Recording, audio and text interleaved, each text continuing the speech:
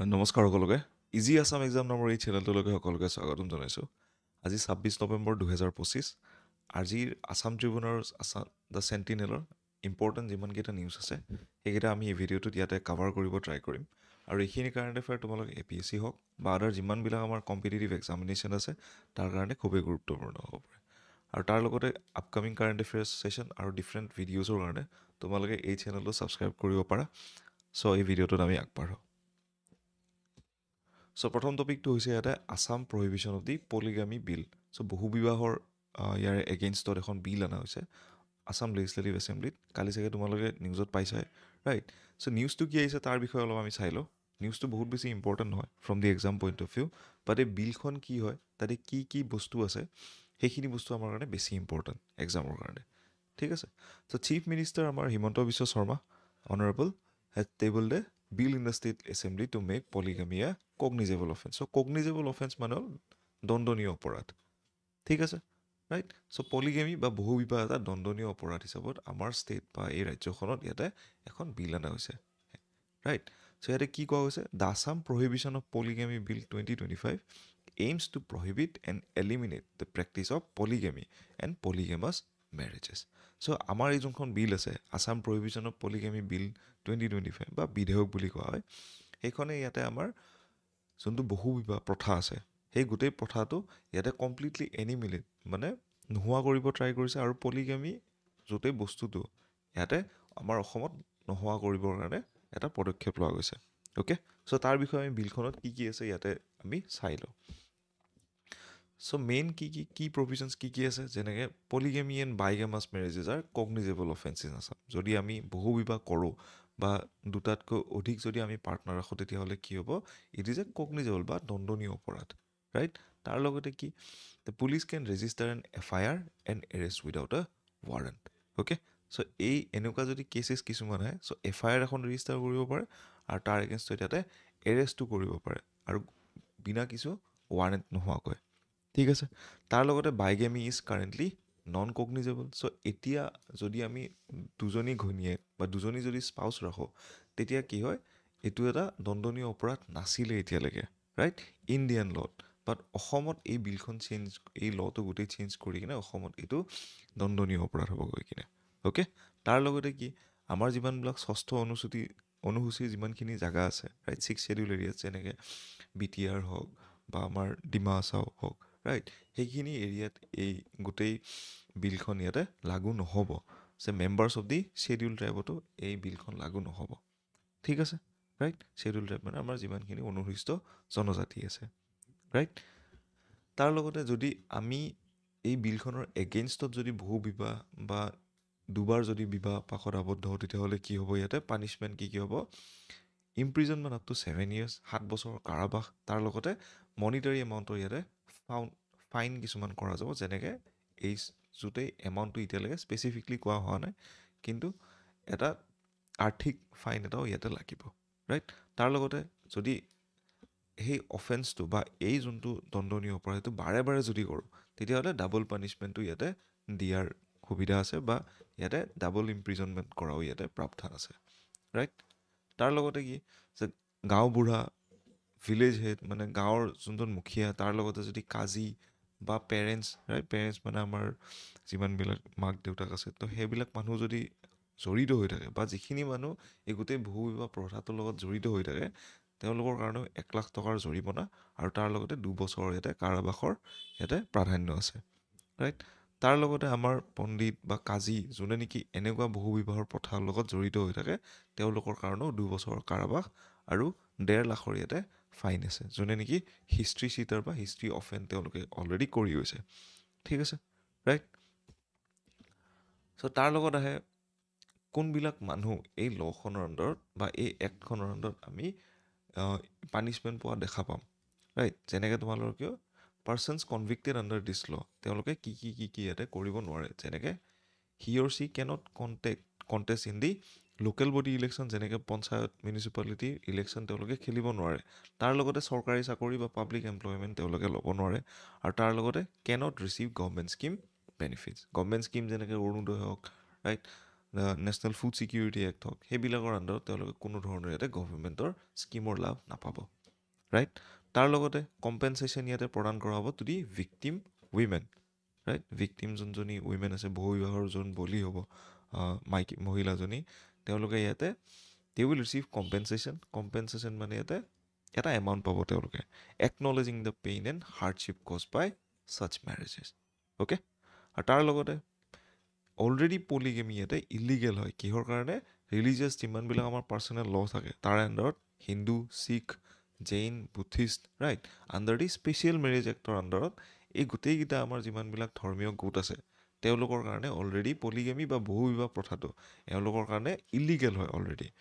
বাট ইয়াতে কি হয় স্পেচিয়েল মেৰেজ এক্টৰ আণ্ডাৰত বা মুছলিম পাৰ্চনেল ল বৰ্ডৰ আণ্ডাৰত ইয়াতে it is permitted for the Muslim people under the personal law okay এই বিলখনে কি কৰিব এই গোটেই যোনটো প্ৰভিজন আছে সেইটো ইয়াতে ৰেষ্ট্ৰিক্ট কৰিব অসমত এক্সেপ্ট কিহত আমাৰ এছ টি আৰু ষষ্ঠ চিডিউল এলেকাত অ'কে চ' ইয়াতে মই এটা এম চি কিউ ল'ব ট্ৰাই কৰিছোঁ গোটেই টপিকটোৰ ওপৰত consider the following statements regarding the Assam prohibition of polygamy bill 2025 so' bill makes bigamous marriage a cognizable offence right bigamous মানে কি দুটা যদি মই ইয়াতে স্পাউচ ৰাখোঁ ৰাইট তেতিয়াহ'লে কি হয় it is a cognizable offence so' obviously this is a correct option so' আমাৰ চি অপশ্যনটো গুচি গ'ল ইয়াতে তাৰ লগতে কি এতিয়া provisions of the bill apply to the 6th schedule areas so' এইটো ষ্টেটমেণ্ট আমাৰ ৰং হৈ পৰে ছেকেণ্ড ষ্টেটমেণ্টটো ক'ত আছে এইটোও গুচি গ'ল তাৰপিছত তোমালোকে চাবা priest or qazis solemnizing polygamy marriage can be punished with imprisonment and fine so' এইটো আমাৰ কি হয় correct statement so' B is the correct answer here ঠিক আছে চ' তাৰপিছত টপিক নম্বৰ 2 আমাৰ আজি last topic that is the Asom Sattra preservation and development commission bill of 2025 তোমালোকে জানা যে আমি যিহেতু দেখি আহিছোঁ যে সত্ৰ যিমানবিলাক পাতি আছে ৰাইট যিমানবিলাক সন্দেহযুক্ত নাগৰিক আছে তেওঁলোকে ইয়াতে দখলি কৰি গৈ আছে বা ইলিগেল এনক্ৰচমেণ্ট তেওঁলোকে কৰি আছে যাৰ কাৰণে আমি কি দেখা পাইছোঁ মাটিকালি বহুত বেছি ৰেষ্ট্ৰিক্টেড হৈ যোৱা আমি দেখা পাইছোঁ ত' যাৰ কাৰণে কি কৰিছে আমাৰ নিউজটো এইটো হয় যে আমাৰ যোনজন honourable revenue disaster management minister আছে কেশৱ মহন্ত ডাঙৰীয়া তেওঁলোকে ইয়াতে এখন বিল আনিছে অসম ষ্টেট এছেম্বলিত বা বিধানসভাত for the development commission for the preservation of Sattra বা সত্ৰ সংৰক্ষণৰ কাৰণে এখন আয়োগ গঠন কৰা হৈছে চ' এইখন বিলত কি আছে to establishes a specialized quasi-judicial commission for the preservation and development of the সত্ৰজ in Assam. So quasi-judicial এখন বডি ইয়াতে বা কমিশ্যন বা আয়োগ এখনৰ গঠন কৰা কথা হৈছে যোনে নেকি সংৰক্ষণ আৰু বিকাশ কৰিব আমাৰ সত্ৰ যিমানবিলাক ইনষ্টিটিউশ্যনছ আছে তাৰ লগতে it aims to create a coherent, accountable and legally robust framework to protect the Vaishnavite heritage and prevent the encroachment so' আমাৰ যিমানখিনি হেৰিটেজ আছে বা আমাৰ যিমান সাংস্কৃতিক ধৰোহৰ আছে সেইখিনি ইয়াতে কনজাৰ্ভ কৰা আৰু তাৰ লগতে ইলিগেল এনক্ৰচমেণ্ট বা মাটি দখলীকৰণ ৰাইট দখলটো ইয়াতে ৰখোৱা অ'কে চ' এই বডিটোৰ নাম কি হ'ব ইয়াতে Assam Sattra preservation and development commission চ' এক্সামৰ কাৰণে বহুত বেছি ইম্পৰ্টেণ্ট দিছ টপিক ইজ ঠিক আছে চ' কুৱেশ্যন ডাইৰেক্টলি বা তোমালোকৰ ষ্টেটমেণ্ট বেছ কুৱেশ্যন সোধাৰ চান্সেছ ইয়াতে বেছিকৈ আহে ৰাইট ফাংচনছ এণ্ড পাৱাৰ্ছত কি কি আহিব protect, preserve, manage, maintain and regulate the Satra in their land. Okay? তাৰ লগতে entertain the appeals and petitions against the orders issued by the district commissioner. So district commissioners বিলাকে let's suppose দেখা পালে যে encroachment হৈ আছে right? So তেওঁলোকে যিখিনি appeal কৰিব petition যিখিনি দাখিল কৰিব এই কমিশ্যনৰ আণ্ডাৰত সেইখিনিৰ ওপৰত কাম কৰাটো এই কমিশ্যনখনৰ মেইন কাম হ'ব ইয়াতে অ'কে চ' নেক্সট পেজটোলৈকে যাওঁ আমাৰ আৰু কি কি কৰিব এওঁলোকে ইয়াতে ছাৰ্ভে কৰিব ইনস্পেকশ্যনছ কৰিব আৰু তাৰ লগতে চুও মটো ইনকুৱাৰিজ মানে চুও মটো হ'লে মানে নিজববীয়াকৈ তেওঁলোকে ইয়াতে পদক্ষেপ ল'ব যে তেওঁলোকে দেখা পালে যে অমুক অমুক জেগাত ইয়াতে সত্ৰৰ মাটি ইয়াতে বেদখল কৰি আছে তেতিয়া কি কৰিব তেওঁলোকৰ ফালৰ পৰাই নিজে নিজে তেওঁলোকে ইয়াতে সেই আয়োগখনে নিজৰ মতে ইয়াতে এনক্ৰচমেণ্ট গুচোৱা বা যিকোনো ইয়াতে ষ্টেপছ ল'ব যেনেকৈ এনক্ৰচমেণ্ট দখল বেদখল তাৰ লগতে সত্ৰলেণ্ড কনজাৰ্ভেশ্যন ৰাইট অ'কে আৰু ইছ্যু এফেক্টিং দি হেৰিটেজ ষ্ট্ৰাকচাৰ আমাৰ যিমানবিলাক হেৰিটেজ ষ্ট্ৰাকচাৰবিলাক ইয়াতে কেনেকৈ কনজাৰ্ভ কৰে বা যদি নতুন নতুন কিবা ইছ্যু হৈছে সেইবিলাক ইয়াতে এণ্টাৰটেইন কৰিব লগতে recommend conservation measures for the heritage structure কনজাৰ্ভেশ্যনৰ কাৰণে কি কি পদক্ষেপ ল'ব লাগে সেইখিনি ইয়াতে গভৰ্ণমেণ্টক ৰেকমেণ্ডেশ্যন বা ইয়াতে ষ্টেপছ কিছুমান জনাব লগতে exercise powers for the civil court under the Code of Civil Procedure 1908 for the enforcement and adjudication. Okay, so civil code হিচাপত ইয়াতে কাম কৰিব তেওঁলোকে কি কোনখনৰ আণ্ডাৰত code of civil code procedure of 1908 লগতে binding observations on the district commissioners for further actions okay so' binding observation শব্দটোৰ অৰ্থ কি যে যদি এই কমিশ্যনখনে বা এই আয়োগখনে এজন ডিষ্ট্ৰিক্ট কমিশ্যনাৰক কৈছে যে অমুকখিনি কাম কৰিব লাগে তেতিয়াহ'লে কি কৰিব লাগিব এই ডিষ্ট্ৰিক্ট কমিশ্যনাৰজনে এইখিনি কাম কৰিব লাগিব বাইণ্ডিং মানে কি it is very much mandatory to do okay right so' তাৰ লগতে আছাম বাজেট 2025-26তো এই কমিশ্যনখনৰ কথা অলৰেডি কোৱা গৈছে তোমালোকে চাবা আছাম বাজেটৰ যোনটো স্পীচ হয় আমাৰ Shrimati Ajanta Neog finance minister of Assam তোমালোকে তাতে যাবা গৈ কিনে সেই স্পীচটোৰ আমাৰ যোনটো 6 নম্বৰ দফা বা 6 আৰ্টিকল যোনটো আমাৰ ইয়াতে ইমপ্লিমেণ্টেশ্যনৰ যোনটো পেৰাগ্ৰাফ আছে